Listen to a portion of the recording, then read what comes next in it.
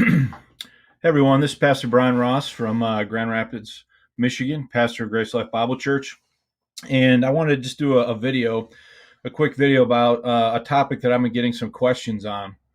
A number of weeks ago, a couple videos were created, one using YouTube, it was a longer video, and a second one on Facebook, which was a shorter uh, advertisement for the longer video related to the words ensample and example. And this generated some discussion on Facebook and social media, and I've had some people asking me questions about that conversation. And so I wanted to create a video dealing with that topic this evening. I've been actually intending and meaning to do this for a number of weeks, and I just haven't had opportunity. And when I have had opportunity, I've had technical problems and things haven't gone the way that I've wanted them to. But let me start out by saying I have here King James Bible, and I have zero problem whatsoever with the word ensample. I have zero problem with that word. It's a perfectly fine word. I don't think it should be changed. I think it should remain as it stands in the text. What I have a problem with, though, is when people say things about some of these words that I can't find any documentation for, that I can't find any proof of. And that's where I start to want to look into things and want to investigate, are the things that are being said about certain words like ensample actually true, or are they, or what's going on? And in doing so, I've talked about this quite at length in my book, The King James Bible in America, an orthographic, historical, and textual investigation, where I looked into some of these things at quite an in-depth level. And even since I've published that book in September of last year, so nearly a year ago now, I've looked at some more additional things related to this. So some folks, myself included, what was causing concern is what was being said about ensample. So again, let me be clear. I don't think ensample should be changed to example. I think it's a perfectly fine word. But I think that we need to understand the word accurately and appropriately and understand it for what it actually is. And this is where some people, I think, are really struggling with some of these matters. So in the video, the short video that was recorded to advertise the longer video, this is what was said. The creator of that video said, "It's a word study on ensample and example, because there's a difference between ensample and example. If you listen to certain other people who think they got to go to the Greek or their Oxford English Dictionary, then they're going to tell you the wrong definitions. So according to this individual, the dictionary is going to give you the wrong definition of the word ensample and example." He goes on to say, "I used my King James Bible, stayed with the context, and I derived my own definitions for the words." So this is what is causing concern. It causes me concern, and it's caused others concern. The idea that somebody can come up with their own definitions, their own meanings of words based upon a contextual reading of the King James Bible. So in the longer video, this is how the word ensample was defined. And this is a quote with timestamps, etc., from the longer video. Here's what was said. "So what is an ensample? By looking at the context of my King James Bible, which is the 1769 edition of the 1611 Pure Cambridge text, no spelling changes need to be made, no word changes need to be made. Leave it alone, don't correct it, don't update it." So I'm going to leave that alone right now. I'm not going to talk about the Pure Cambridge position, although that probably should be discussed in some detail so people understand actually what the Pure Cambridge position is. But that's a topic possibly for another video. "Let the book define the word in the book. It will do it if you let it." And so after examining, and there's 1, 2, 3, 4, 5, there are 6 words that the word ensample or ensample occurs in your King James Bible. And I derived the word usage of ensample or ensamples in the text. The word is always referring to and only refers to the character or the behavior or the characteristics of a man as a pattern, and that pattern is to a group of individuals, or it can also, in some cases, be to an individual group. So, like the whole body of Christ, but it's one body. So, it would be an individual group, or it can be individuals in a group. Okay, here's the thing about ensample. It's always dealing with a person's characteristics, or that person can be a pattern. It never has to do with the situation, occurrence, process, or an event. It is always the characteristic of a person. That's what ensample means. So that's the definition that this person gave, deriving their own definition from the text. And so it only has to ever do with a person's characteristics, or that person as a pattern, and it never deals with, according to this individual, a situation, occurrence, process, or an event. So this is the way this word is being defined by this person, based upon the context of the King James Bible alone. So here's my problem with that. He's not the person that said this isn't the only person I've ever heard say this. But the problem is that everybody that says this is coming up with their own definition. They are coming or arriving or deriving different definitions or meanings for these words when they all say or claim that they're using the same process.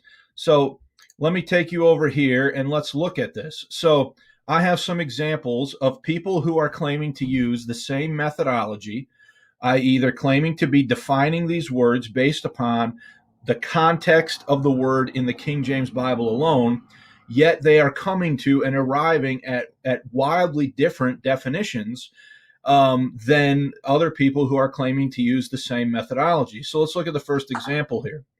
The first example comes from Matthew, however you pronounce his last name, or Bible Protector. This is the articulator of the Pure Cambridge position, and he wrote a book called Glistering Truths. So that's this book right here. Distinctions in Bible Words, Glistering Truths. Now look at what it says.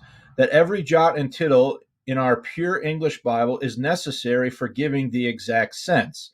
So he is advocating a position, Bible Protector is advocating a position that if even one letter, if even one thing is off, even a little bit, then a given edition of the King James is not capable of conveying the exact sense. So that's what he's arguing in his book, Glistering Truths. Now, here's how he finds ensample. An ensample is one that can be internalized through specific personal knowledge of the object looked at. Now, that is directly contradictory to what this person says when he said that it never has to do with a situation, occurrence, process, or an event. It is always the characteristic of a person. So here we have two different King James advocates that are claiming to be defining the word based upon the context of the King James Bible alone, yet they can't agree about what the meaning of the word is. And then here's his definition of example. An example is an outward sample. So those are those definitions. Then we go to another example, Kyle Stevens. Kyle Stevens is the author of this book right here, The Certainty of the Words. And the subtitle is How the King James Bible Resolves the Ambiguity of the Original Languages. So Kyle Stevens is going to have yet another set of examples or definitions for these words. And he's claiming also to derive these from the King James text alone, and not using any dictionaries, not using any study helps, not using any aids. Yet his definitions are going to be different from Bible Protectors and from the video in question that we're discussing here. So he says examples in Scripture are loosely fitted lessons, warnings, and applications. They cannot be copied or emulated precisely to certain boundaries or constraints of circumstance. Ensamples are to be followed as precisely and exactly as possible. They are literally the samples of how we should live, respond, and act. So Kyle Stevens' definition is different from Bible Protector, who's different from the video in question, yet all of them are claiming to have derived these definitions from the King James Bible alone. So then there's also folks who want to maintain or do maintain and argue, I've heard at least three different presentations of this, that the words don't mean the same thing based upon the prefix en on ensample and ex on example. And so it's argued that, well, en is an inward thing, like entrance, like I enter a building, whereas example is an outward thing, like exit, like I'm exiting. That kind of thought process. And even in these presentations, there's not agreement on what the meanings of the words are. So my point is if the King James Bible, if we are to take an archaic word like ensample and we are to simply define it by the context, because of the King James built-in dictionary, as Gail Ripplinger argues for in this book, The Language of the King James Bible, then why is everybody coming up with different definitions? Why are the definitions not the same? All right. So let's just go back and look at a few other things. So I went back in my book and I did research, and I went all the way back to 1658. Now, let me explain. I did this research looking into this because I was perplexed about listening to Bible teachers who I respect and preach with, who are saying these words mean certain things, and I can't find evidence that what they're telling me was true. And so I set out to investigate this. In 1658, Edward Phillips did a dictionary called The New World of Words. So this is from 1658, so within 50 years of the translation of the King James. And notice how it defines ensample. It says old world, an example, model, or pattern. So it's defining ensample with the word example. So it's saying that an ensample is an old way of saying example. From 1721, we have Noah Bailey's A Universal Etymological Dictionary from 1721 that defines ensample as a pattern, as an example or a pattern. So again, the words here are being used interchangeably. These old dictionaries are saying that an ensample is an old world way of saying example, but that they mean the same thing. They're just differently spelled words that are conveying the exact same meaning. That's what these are telling us, okay? Then, if we look at, so I have the interlinear pulled up here for, this is for set 1 Corinthians chapter 10, verse 11. And if we come down here and we look at this, whoops, I think I went too far. Here it is. We see ensample. So here's the King James text in English, ensamples, and here's the Greek word. So we're going to click on that, and we're going to load this interlinear, and we can see every time that the word typos occurs in the text. So here we have 1 Corinthians 6:10. These things were written for our examples. A few verses later in 1 Corinthians 10:11, now all these things happen unto them for ensamples. So within the same context, the King James translators render the word once as example and once as ensample. Now look, these are textual facts. So whatever you're going to say about this matter, you have to take into account the textual facts of the case that actually exists. You cannot just sweep this under the rug and pretend like this isn't the situation. We have to deal with the facts on the ground as they actually are. And the facts on the ground as they actually are is that, number one, old dictionaries say that the two words, that ensample is an old world way of saying example, that they have the same meaning. And then we come over here and we look and we see that the same word is translated example, ensample, ensample, First Thessalonians 1:7, ensample. 2 Thessalonians 3:9, ensample. 1 Timothy 4:12, example. Down here in Titus 2, it's pattern. So the same word is translated both ways. We can come over here to 2 Peter, and I'm looking at the interlinear for 2 Peter chapter 2, verse 6, and we can find here, again, here's the King James text in English, them as an ensample. And we can click on this and we can load up again the lexicon information here. And this is just reporting the facts of the case here, folks. And look at what we encounter. So John 3, example. Hebrews 4, example. Hebrews 8:5, example. Hebrews 9:23, pattern. And every time, oh, example, example, oh, look at this, ensample.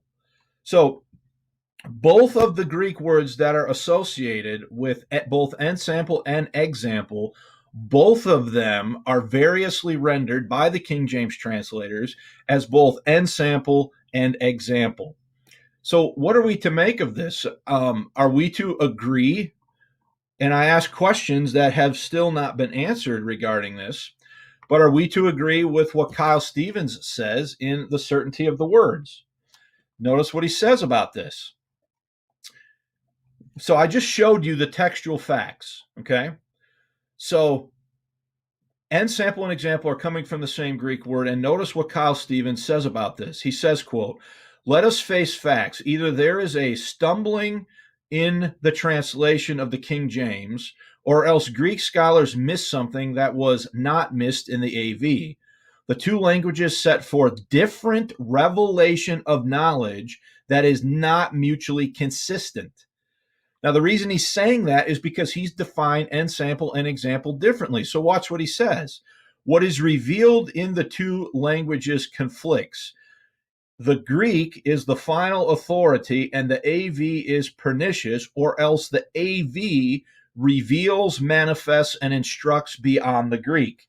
So, what he's saying there is that there's some sort of special second inspiration that occurred when the translators are translating that is revealing beyond what the preserved Greek text of the Textus Receptus says. Now, that might be okay for an Acts 2 Baptist like Kyle Stevens to say something like that. But those of us who are King James advocates, who are also mid-Acts Pauline dispensationalists, we cannot embrace this. So, old dictionaries say they mean the same thing. The King James, the textual facts are that the same two Greek words are rendered using both English words. Okay, let's look at the preface to the King James Bible. So this is in the translators to the preface, and notice what they say here in this section. Another thing we think good to admonish thee of, gentle reader, that we have not tied ourselves to a uniformity of phrasing or to an identity of words as some peradventure would wished we had done. So what are they telling you there? They're telling you that they are going to use a variety of English words to say the same thing.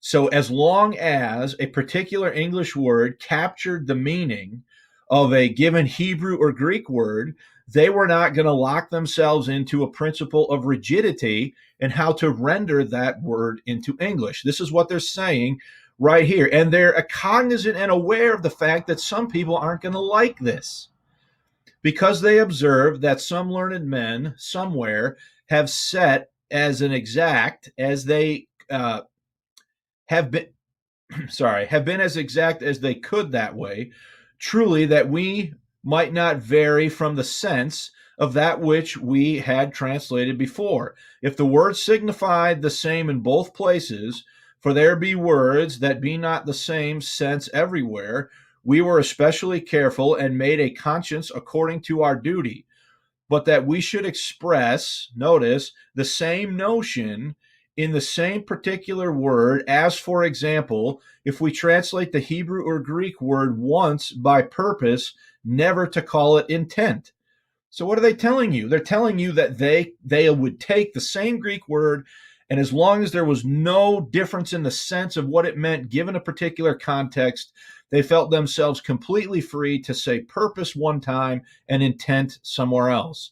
If one were journeying, never traveling. If one were think, never suppose. If one were pain, never ache. If one were joy, never gladness. So what are they telling you? They're telling you that as long as a word conveyed the sense and the meaning of the Greek or the Hebrew, they were not locking themselves into a principle of rigidity. They were going to use synonyms, and that they were not locking themselves into a uniformity of phrasing or to an identity of words.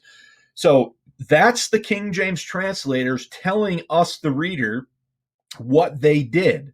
All right. So what evidence do we have now? We have a lot of different lines of evidence. We have the testimony of old dictionaries.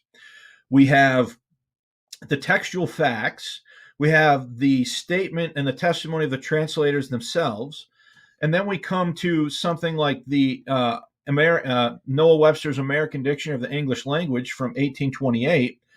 And this is what we find for ensample. So we're talking about the verb form of this, not the noun. But notice what it says: to exemplify, to show by example. This word is seldom used either as a noun or a verb. See example. So what Noah Webster is telling you is that ensample has fallen out of usage, and it has been replaced now with example, but the words mean the same thing. So if I click on example and I come over here, I see 8 different definitions of the word example, which can mean the same thing as ensample. And then I have different meanings. Number 2, a pattern in morals or manners. Number 3, a precedent of a former instance. Number 4, precedent of former instance in a bad sense. Number 3 was number 2 is a pattern in morals, a copy or model, that which is proposed or is proper to be imitated. So it could be a good thing, it could be a bad thing. And what happened in the conversation that happened in Facebook is what started out as a conversation stating here that the definitions were derived and that the word only means one thing and not the other thing. Then the conversation shifted to, well, okay, I can see that the dictionary, that the words can mean the same thing, but that the context of the King James Bible is determining which one of these 8 definitions of ensample and example are being used. Folks, that is a totally different thing than saying I'm deriving these from my own study and the dictionary is wrong and is going to tell you wrong information. And then we have the Oxford English Dictionary entry. And we can see here that this is coming into English from Old French, okay, from Anglo-Norman. When the Normans invaded England, when the French Normans invaded England in 1066, they brought their language with them to the island. This mixed with Saxon, and this mixed with Anglo-Saxon, and it became Anglo-Norman. And they brought this word with them when they came during the invasion. Now, notice what it says. It says that ensample is archaic, and it says that it equals example in various senses. And then it says that it's anachronistic and that its use is reminiscent in passages in which the word occurs in the New Testament. So literally, the only thing that is keeping the word ensample in any kind of usage commonly, according to this dictionary at least, is the fact that it's in the Bible. Because it's been replaced now by example, but it means the same thing.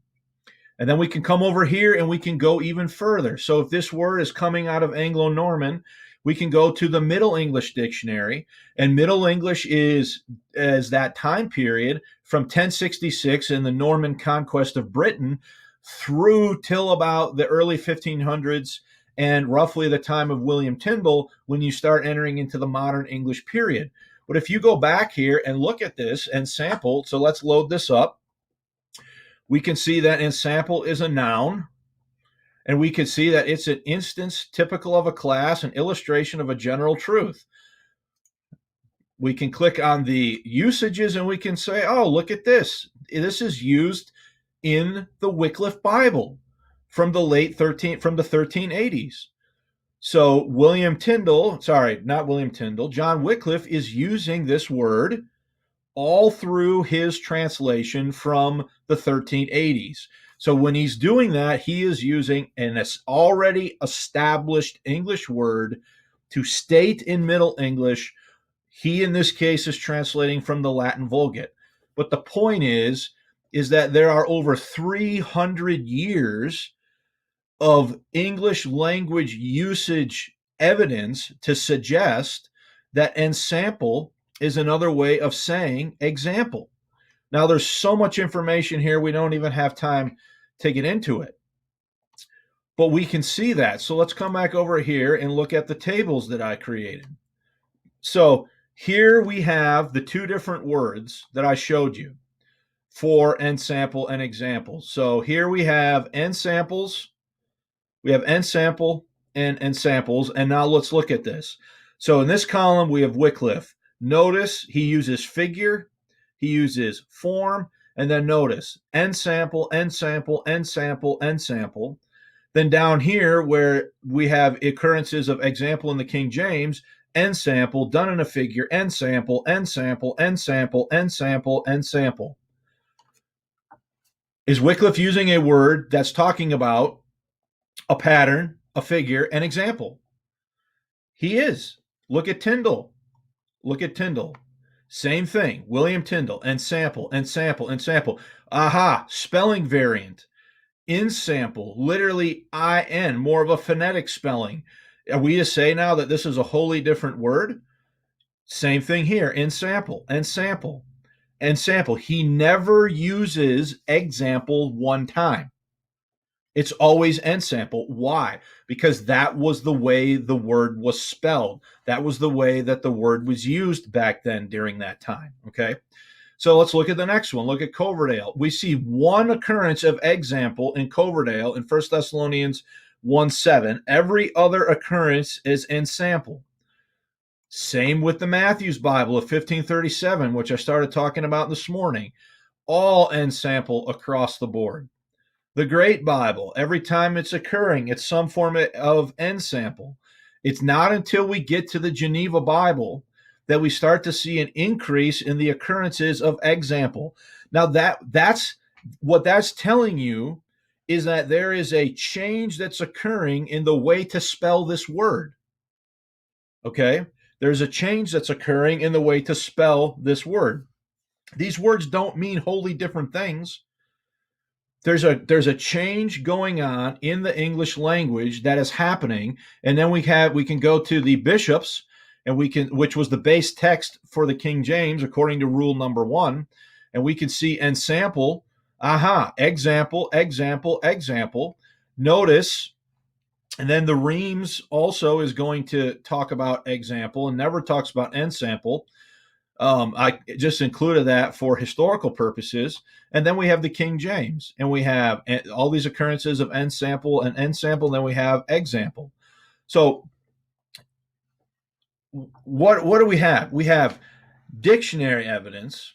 We have the translators themselves. We have the textual facts of the translation. We have the historical evidence in the translational data of the English Bible leading up to the King James, all right? And all of this points to the fact that these two words mean the same thing. One of them, the difference in spelling is related to how they're coming into English. So look down here. Latin, French, Anglo-Saxon, Anglo-Norman is a combination of French and Anglo-Saxon. Middle English, this equals Middle English ensample. Then later on, you have a different route, Latin straight into French, straight into modern English, and then you have this prefix. So the en, the ens here, by the way, if there's really a prefix argument to be made here, it would be ens, not en, because the common is ample here on both of them. But anyway, the reason these words are spelled differently is because of the route in which they made it into English. So I've been going on here now for I don't know how long. I don't have a timer on this thing to show that because people are using the Bible and they are saying things like, I'm deriving my own definitions. Some people think that I'm engaging here in a strife of words, which you're free to believe that if you want. But what I'm engaging in here is a historical investigation into what these words actually meant. So when the King James translators sit down between 1604 and 1611 to translate the King James Bible, they are using already established words in English of specific meaning to render the text into English. All right. So I'm going to read from Gail Ripplinger's The Language of the King James Bible here, discovering its hidden built-in dictionary. And this is what she says. The King James is a looking glass back. So I'm on page, what page is this? This is page 5. The King James is a looking glass looking back at 1,000 years of the history of our culture's thinking and beliefs. The Webster's and Oxford dictionaries match the King James definitions exactly because the King James preceded them. God created the meaning of the words in the Bible itself.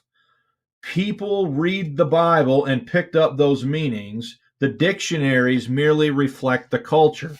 So what Gail Ripplinger is saying there is that the King James Bible preceded the Webster's 1828 dictionary, the Oxford English Dictionary, and that the Bible defined what these English words meant, and that these dictionaries were just reflecting that.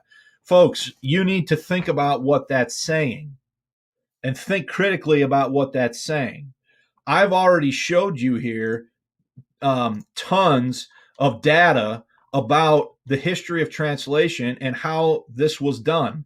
When they pick ensample here in 1 Thessalonians 1:7, and they say ensample and not example, they're not meaning to say something wholly different. They're just using that word of 300-year established meaning and precedent to say what is said in English. So the King James isn't defining this word. The King James is using a word of long-standing meaning and definition. That's what a translation is. A translation is the taking out of one language and rendering into another, a receptor language, what that donor language says. This is what the King James translators did, and they used already established words in the English lexicon, and they did not, according to the preface, as I already showed you here, they did not lock themselves in to uniformity of phrasing or an identity of words. So let me try to wrap it up with this. The idea, yes, in time, it's true. The King James came before the Oxford English Dictionary and the Webster's Dictionary. But the King James didn't define those words. The translators didn't define those words. They were using words that already had specific meanings in English to state in English what the text said in Hebrew and Greek. This is misleading, what Gail Ripplinger is saying here, and it misunderstands what a translation actually is and how a translation is actually done.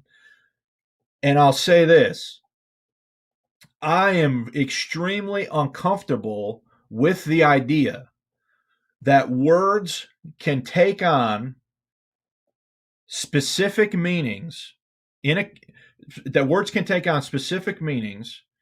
apart from what they can historically be demonstrated to have meant simply because they are in a King James Bible.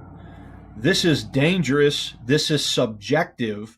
This is bordering on possibly private interpretation, because I've already showed you at least 3 examples of people who are claiming to be using the exact same methodology, yet they are all arriving at wildly different definitions of the words. So I think we have to be careful about this. Let me also clarify. The Bible is its own best commentary and definer of words and phrases. That's a Bible thing. That's not a uniquely King James thing. That's something that God put in the Bible when he inspired it and would apply to any proper translation of the preserved text, not just the King James Bible. And it was never the intention of the translators to make the King James Bible their purpose in doing it was not to create a dictionary. To the extent that the Bible defines its own words and phrases is to the extent of God's work in revelation and inspiration that is a Bible thing, not a uniquely English thing in a King James Bible. So if you take the preserved text and you translate it into languages, you're going to find that if it's done appropriately and correctly using a formal equivalency method, that the Bible is going to do that in any language because that's what the Bible does, and that's the way God inspired it. So those are some of my thoughts. I have a lot more that I've gotten some questions on. And maybe from time to time here, I'll come on and I'll say a few more things addressing this particular topic. But I'm fine with Ensample. I'm not trying to change it. But let's be clear.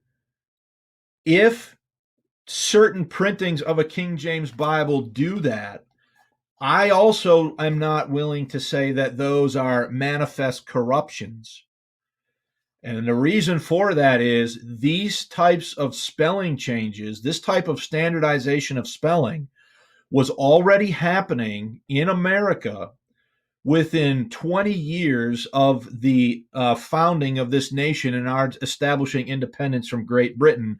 When American publishers began to print the text, they began to Americanize the spelling. This is a point that is demonstrated in the King James Bible in America. And if we're going to say that those people had corrupted Bibles, we are reading our current textual debate and the things that are going on right now in the 20th and 21st century back upon previous generations of believers who didn't know anything about this topic. This wasn't even a debate for them, for most of them, because they clung to the Common English Bible, their King James Bible. Codex Sinaiticus had not even been discovered yet, and it was only way, way up in ivory towers that people had any idea about anything related to what would ultimately become the so-called science of textual criticism. So I'm not prepared to read what's going on today back upon bygone generations of believers and hold them to a standard that they never even thought that was an issue. I have found no evidence of that. So those are my thoughts. I'm sure some of you aren't going to like it. I'm sure, but listen, I'm a King James Bible believer. I don't correct my King James Bible. I believe it's the Word of God, and I believe it's the Word of God in English for English-speaking people. I think it's without error. I don't think it reports any information about God, who God is, His nature, His character, His fundamental dealings with mankind, His dispensational truth, or anything that's false, that's wrong, that's inaccurate. What I'm advocating for is a thorough, accurate understanding of our Bible in English that isn't too extreme and saying things that doesn't need to be said. So, with all that said, thanks for watching. See you next time.